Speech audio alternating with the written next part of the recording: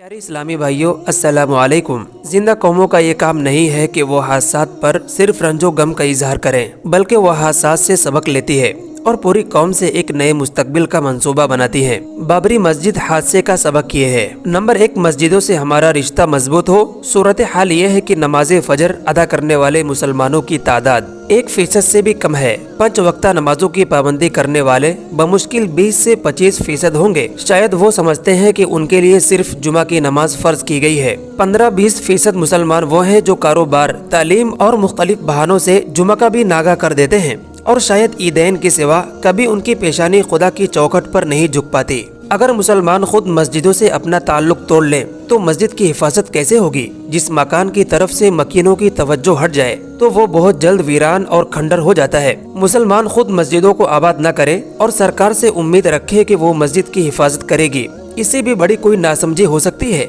अगर हम खुद मस्जिदों का हक अदा करेंगे तो अल्लाह उसकी बरकत से हमारी मस्जिदों की हिफाजत फरमाएंगे।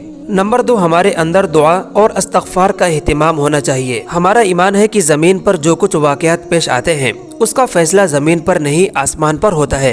अफसोस कि मुसलमानों के अंदर अपने खालिको मालिक से मांगने का जज्बा कम से कम होता जा रहा है। ज़ाहिरी असबाब पर हमारी नज़र होती है, सियासी हालात को हम काबिल तवज्जो समझते हैं, लेकिन इस बात की फुर्सत नहीं मिलती कि किसी वक्त तन्हाई में बैठकर अल्लाह के सामने हाथ फैलाएं, नदामत के आंसू गिराएं, इल्हा व इल्तिजा के जरिए अपने खुदा को मनाएं और असबाब के साथ साथ मुसब्बिबुल असबाब तक पहुंचने की फिक्र करें। नंबर 3, मुसलमान जिन मसाइल से दो चार होते हैं अपने अंदर उनका शऊर पैदा करें। मसले के पसे मंजर, उसकी नौइयत और हाल और मुस्तकबिल में उसके असरात व नताइज, इस सिलसिले में किए जाने वाले प्रोपेगेंडे की हकीकत और वाक़यात की सच्चाई के बारे में खुद जाने और दूसरों को बताएं। खासकर गैर मुस्लिम भाइयों को हकीकी सूरत हाल से आगाह करें। इनमें कुछ लोग तो ऐसे जरूर हैं जो जानते बूझते झूठ को सुनते हैं और फैलाते हैं, लेकिन उनकी बड़ी तादाद नाकिफियत की वजह से फिरका परस्तों की साजिशों का शिकार बनती है। बहरहाल हमें ऐसे वाक़यात से घबराना नहीं चाहिए।